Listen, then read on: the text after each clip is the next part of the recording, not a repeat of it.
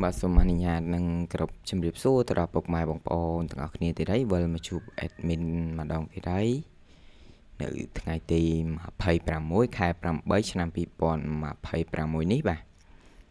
ហើយស្រាប់តម្រុយកាលពីម្សិលមិញ admin បានចូលខ្ទង់អូសែបាទចូលបានខ្ទង់អូសទេហើយស្រាប់ថ្ងៃទី26នេះ admin ក៏មាននៅតម្រុយល្អៗក៏ដូចជាលេខល្អៗដែរពុកម៉ែបងប្អូន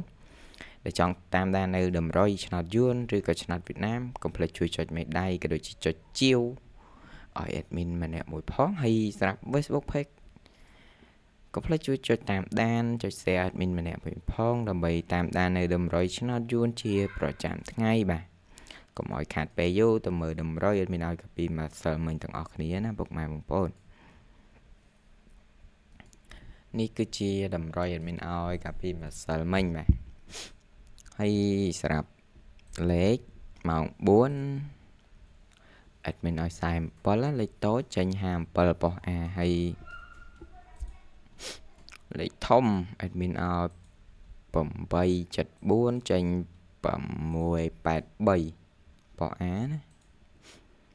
តែលេខធំមិនបានចូលទេពុកម៉ែបងប្អូនទាំងអស់គ្នាចូលបានខ្ទង់អូសម៉ោង4ប៉ុស A 45បាទហើយ admin ឲ្យលេខធំម៉ោង4ក៏មិនបានចូលដែរពុកម៉ែបងប្អូនមានសូមអធិស្ឋានផងហើយមានចូលបានតែខ្ទង់អូសែទេសម្រាប់ថ្ងៃទី25ណាបាទពុកម៉ែបងប្អូនក៏ភ្លេចជួយចុចជាវផងបាទដើម្បីបានទស្សនាវីដេអូ admin ជារៀងរាល់ថ្ងៃបាទ admin សំដៅទៅថ្ងៃទី26សិន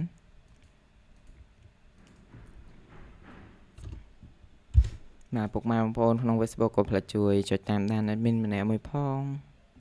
ដើម្បី admin មានកម្លាំងចិត្តក្នុងការធ្វើតម្រុយណាថាអត់ស្ងាត់ពុកម៉ែបងប្អូនដល់ហើយ admin សុំលុបលេខចាស់ណាពុកម៉ែបងប្អូនសម្រាប់តម្រុយលេខតូចថ្ងៃនេះបានរៀបចំក៏ដូចគុនគូឲ្យពុកម៉ែបងប្អូនយកទៅលេងថ្ងៃទី26ណាបាទ55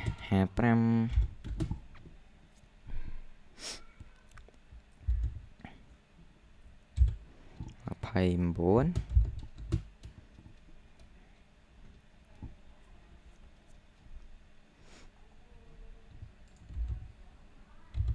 18